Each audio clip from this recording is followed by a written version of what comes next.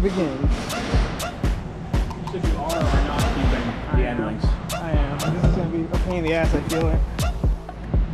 So, significant difference in size. Significantly smaller compared to this. This is real heavy. This, not so much. Let's see how it goes.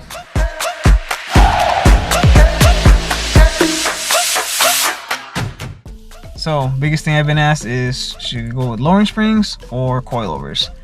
So, lowering springs, easy, right? You take out the suspension, you put it in the lowering springs, vehicle's lowered. Everything handles better, you know, no issues there.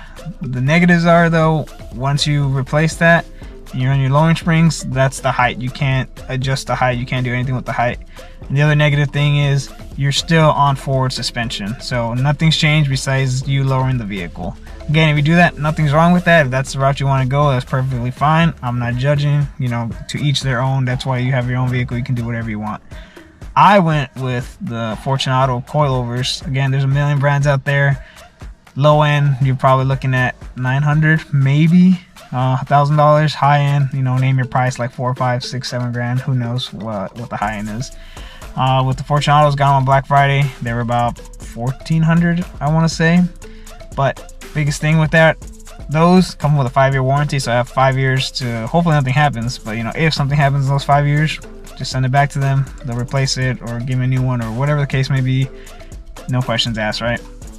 The other thing is I can adjust the height to whatever I want on the vehicle. So when I put them on originally, it was way too low. Again, it was just an easy fix. Adjusted it, got it to the height I wanted. No issues there. I could also adjust the stiffness or the softness of the settings. Again, it's a little knob on the front and the back. It's a little bit more difficult to get in the back. You gotta take off the wheel to adjust that. But on the front, you just adjust a little knob, softness or hardness, and that's what you get. So that's the biggest things about that. As for your sway bars, you can tell a huge difference. For one, I got the iBox. They're significantly thicker than the OEM from Ford. So there's 3 settings: soft, middle, and hard. I went with the middle setting, or the stiffest setting is the highest one. But I went with the middle setting. I like it. We'll see if I change it. I don't think so, because it's kind of a pain in the butt to change, but I don't mind putting in the middle setting. I put it there for a reason.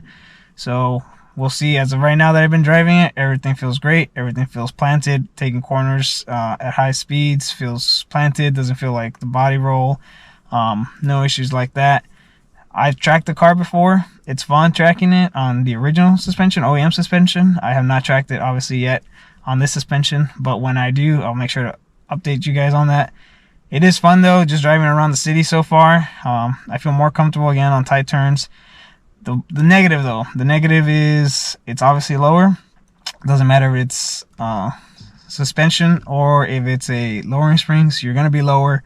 So you have to be slower when you go over speed bumps or when you hit potholes and stuff like that. You would definitely hear it. I've already heard it, and I've only been driving for 2 days.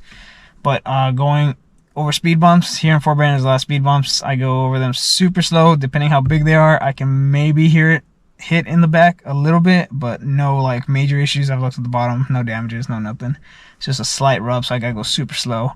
That's the only negative thing. The other negative thing is at a low rate of speed, I don't mind. Maybe some people do, so just keep this in mind. At a low rate of speed, you can feel like every single little bump while you're driving. That's a bad thing, but again, high rate of speed, no issues.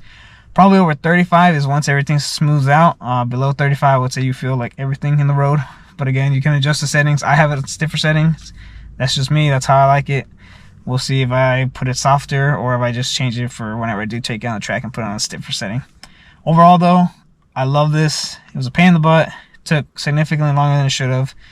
But it is what it is, especially when you look up YouTube videos and you stare at the same video for hours on end and you keep replaying the same thing over and over again.